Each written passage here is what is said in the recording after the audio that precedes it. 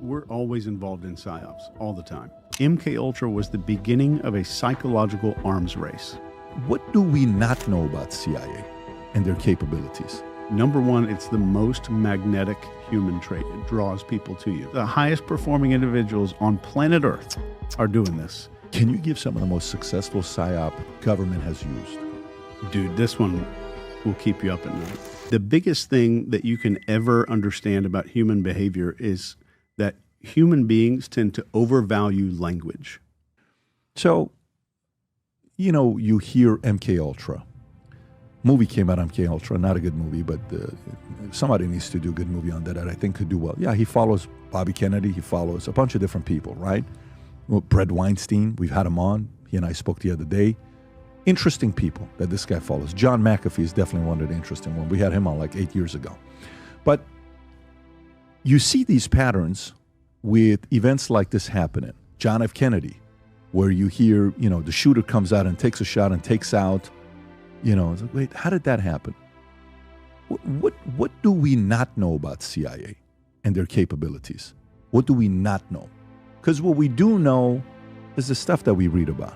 And you're a guy that's worked intelligence, you know, not intelligence, you did some warfare, spy warfare, and you're training these types of things, the methods. I think there's even a video about you that you made, that 25 ways CIA, you know, trains their agents, whatever it may be. But what is the capability of CIA and their training that we have that we don't know about? I wouldn't even say it's CIA. I would say the agency that I've seen do a lot more internationally is DIA. Okay. But when it comes to MKUltra, this was a scare. MKUltra was a result of people being terrified. This happened in Korea when these American prisoners would go on videotape and say, I hate the United States, it's a bad country, I renounce citizenship and all this kind of stuff. And it was terrifying, and that became, MKUltra was the beginning of a psychological arms race, is what it was. So they started all these experiments to find a truth serum. So they used hypnosis and LSD and all kinds of other drugs. And it was just bizarre, some of this stuff. I want you to see the description of this. Can you bring up Project Midnight Climax? You heard of this? Mm-mm.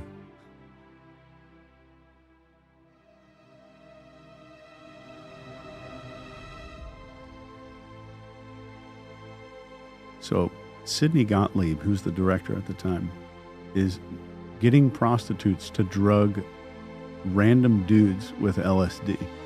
And the scientists are behind a one-way mirror watching them in a hotel room. This is I think it was in San Francisco. Hires prostitutes to give LSD, and then on the other side, there's somebody watching it? Yeah. Okay, so continue. And that's a lot of what we know is just right there. And they're trying to do all these experiments, and then they're using hypnosis. And then this guy named George Estabrooks comes on the scene. He's a professor at this university called Colgate University in New York. And he wrote a few books about some of this stuff. Yeah, that's him. So I got access to this guy's, Dr. Estabrooks' personal files that were never deleted or part of there was what's called a destruction order from the agency. Mm-hmm.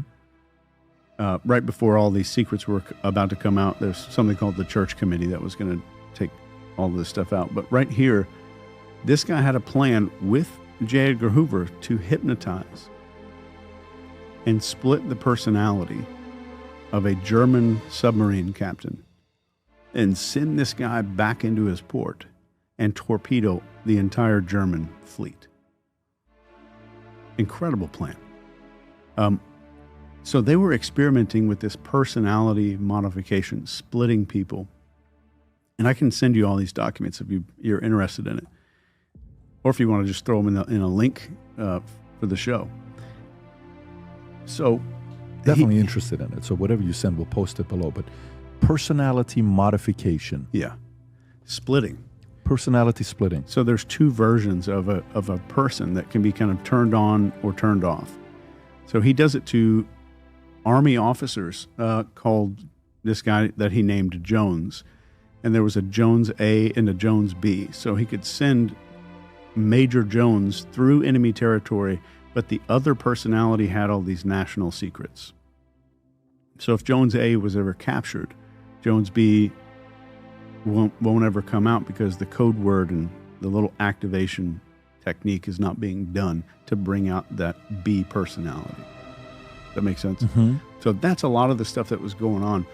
And with a lot of MK Ultra led into this new era of propaganda. And this guy comes onto the scene. His name is Edward Bernays. You're familiar? Mm-hmm. Okay, so he invents propaganda in the United States. He's the reason that we think bacon is part of breakfast. He's the reason that margarine is yellow. He was the reason women smoked Virginia Slims in the 60s, 70s, 80s. There's a million things. He's the reason that the Department of War changed to the Department of Defense. So all of these tiny little things got made. And possibly the greatest CMO of all time. Yeah, big time. So he also invented the term public relations, so propaganda didn't confuse people. He's a very interesting guy, probably a bad dude. And he's also Sigmund Freud's nephew. In a weird turn of events. Yeah. And you don't really see that very often when you read about him. So it gets into this, it kind of evolves, and the CIA is going crazy on this mind control stuff. Can we program assassins? This is the end result of this. So I'll tell you what's on record now is they were doing experiments to see if a person could be programmed to kill on command with one of these alter ego identities. Edward Bernays. Yeah. Okay. Yeah. No, he's not. This is CIA and George Estabrooks. And Okay. these are actually in official documents that were Freedom of Information Act released. So they're doing this huge experiment, and they want to see, can I get a person to go into a room, pull out a loaded gun or one that they think is loaded during these experiments, and just fire it at another person. Mm-hmm. So they start these experiments and they're successful. And they officially, quote, ended these experiments just a few years before Bobby Kennedy got killed in San Francisco by Sirhan.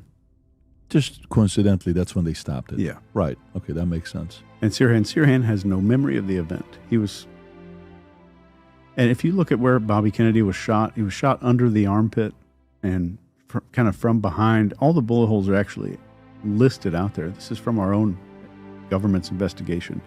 It just kind of doesn't really match up very well. But Sirhan has no memory of the event. To this day, he says he has no memory. And if you talk, have you had Bobby on? Yeah, of course. Okay. If you talk to him about this, he believes that Sirhan should be released. He wrote a book about this whole thing. Yeah. Yeah. I did a documentary about it on my YouTube channel and talked about the hypnosis and how it could be done step by step, how somebody could have done this. I got some of the top hypnotists in the world to come on to that little documentary. It's a micro documentary. But talking about what are the steps that could be taken to get someone to a place where they can do this. So this brings us into PCP, not the drug. But PCP stands for a three-step process that if I can modify three things in your life, I can get you to do anything. If I can modify perception, context, and permission, PCP. And if I just look at that, I'm going to that again. So perception. I change the way that you're seeing what's going on right now, which means kind of a domino effect that now I can modify the context and how you see this situation. Okay. And then I get context. So Okay. How are you seeing this? Like, everybody who is, let's say if we're in a business meeting, nobody's going to strip their clothes off and get naked, right? You've not been in enough business meetings, but I haven't been in yours. give me the last P. Permission. Permission. Okay. So it's perception, context, and permission. So the moment that we get home from that business meeting and we're standing in our bathroom, the context is different. So of course I'm going to take my clothes off because I'm getting in the shower. So any behavior is tolerable under some circumstances, and the only thing I've got to manipulate in your life is the context. So if I can hypnotize you, I can get you to have another personality. I change your perception of what's going on. I modify context, and I can get you to do whatever I want. There's an attorney in Washington State who did this to his clients for women to get naked into his office. And people say, oh, you can't be made to do anything against your will under hypnosis.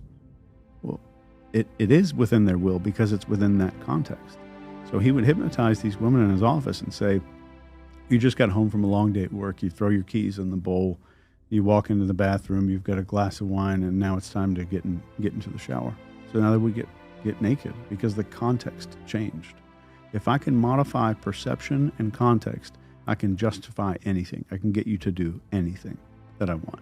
So where are you going with this? You're saying the possibility of MK Ultra to get them in a state to cause them to kill someone that nothing in the history of their lives, there's never been a pattern that this person was capable of doing something like this independently.